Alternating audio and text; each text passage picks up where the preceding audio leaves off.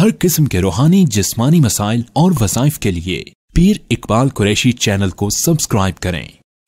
نحمدہ ونصلی علی رسولہ الکریم، اما بعد فاعوذ باللہ من الشیطان الرجیم، بسم اللہ الرحمن الرحیم۔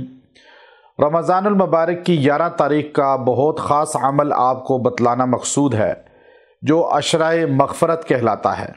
نبی علیہ السلام نے اس عشرہ کو عشرہ مغفرت فرمایا، اور عشرہ مغفرت کے اندر اللہ کی زبردست مدد لینے کے لیے کہ انسان کے معاملات جو الجھے ہوئے ہیں، جو پریشانیاں اور جو آفات اس پر آ چکی ہیں، اور ایک بندہ جکڑا ہوا ہے اور اتنا زیادہ تنگی میں ہے، پریشانی میں ہے کہ ایک مصیبت آتی ہے تو تھوڑی دیر کے بعد دوسری آ جاتی ہے۔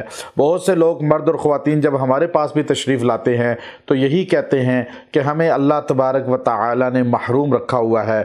تھوڑی سی خوشحالی دیکھتے ہیں، ایک دم آفت آ جاتی ہے، آزمائش آ جاتی ہے، ایک پریشانی سے نکلتے ہیں دوسری آ جاتی ہے۔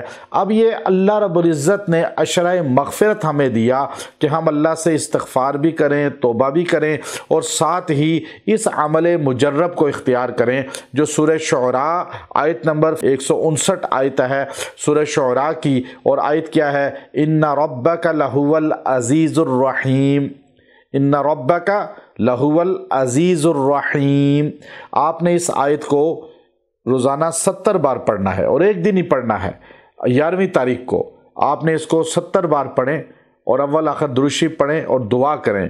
اللہ تبارک و تعالی آپ کو جن جن پریشانیوں میں جکڑے ہوئے ہیں، کسی کیس میں پھنسے ہوئے ہیں، کسی بیماری آفت میں پھنسے ہوئے ہیں، کسی بھی چیز میں الجھے ہوئے ہیں، اللہ آپ کو الجھن سے چھٹکارا عطا فرما دے گا۔ اللہ تبارک و تعالی آپ کو اپنے حضور سے اور اپنی معاونت سے اللہ تعالیٰ ترقی عطا فرمائے گا، اور تمام پریشانیوں سے نکال کر وسعت عطا فرما دے گا، چونکہ اللہ ہی ہے جو رحیم بھی ہے، عزیز بھی ہے۔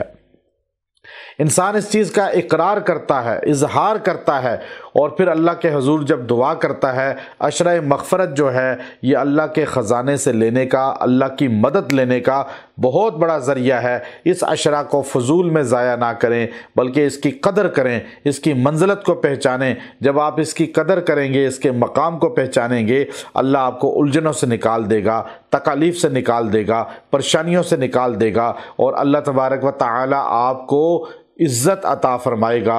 وآخر دعوانا ان الحمد للہ رب العالمین۔